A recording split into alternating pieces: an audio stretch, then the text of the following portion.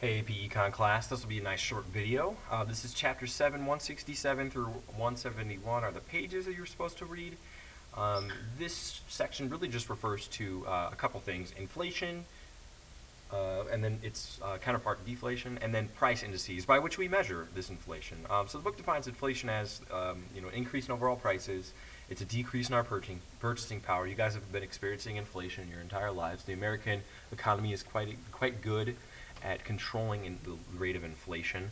The current rate of inflation could be anywhere between 2%, 3%. Throughout the U.S. economy's history, it's been higher, closer to 10%. Who knows what will take place in your lifetime? But it's really an increase in the money supply as well. We kind of need to define that here. When we get to monetary policy in the Federal Reserve, and when they increase the money supply, that really puts more money in the economy, which decreases your purchasing power. So this decrease in purchasing power is an important definition here. Purchasing power just refers to the amount that you're able to purchase with your dollar. If you keep a dollar under your bed until the end of your life and then you go to spend it, it's not going to be worth as much if we've had an overall inflation. You won't be able to buy a McChicken anymore. You'll be able to buy a McNugget, let's say. And deflation, its counterpart, we're not going to spend too much time defining that here, but your Naked Economics summer assignment really defined that as like a downward spiraling thing where people don't spend. Deflation is way worse than inflation because the economy grinds to a halt. And then the last thing the book talks about here in this section is our price indices. And without getting into too many specifics here, there's the CPI, which is the Consumer Price Index. It measures a market basket for a year, and the CPI really, we're going to go over in class to see like what the CPI measures, but it measures like a market basket. So so today's market basket costs, and it measures it over a base year basket cost.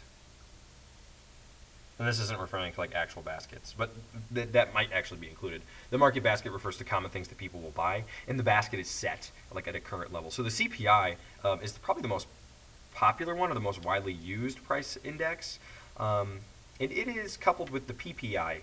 CPI includes final goods like bananas, whereas the PPI does not refer to bananas. The PPI is producer price index. So what do producers buy, and how is that impacting them? As should be expected, the PPI actually goes up before the CPI because producers feel the increase in prices before we do. They will pass them on to consumers.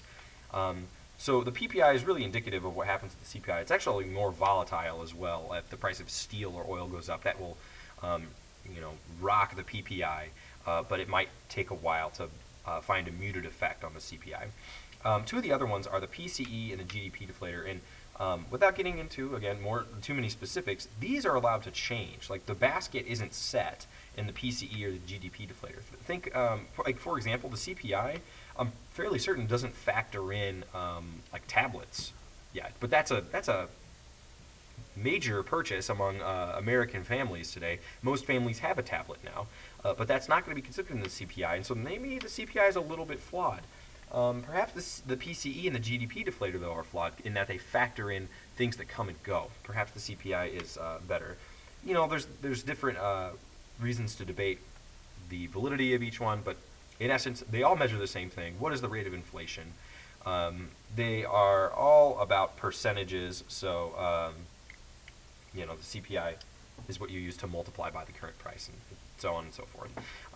Look for our next video to be about the business cycle and to be about anticipated and unanticipated inflation.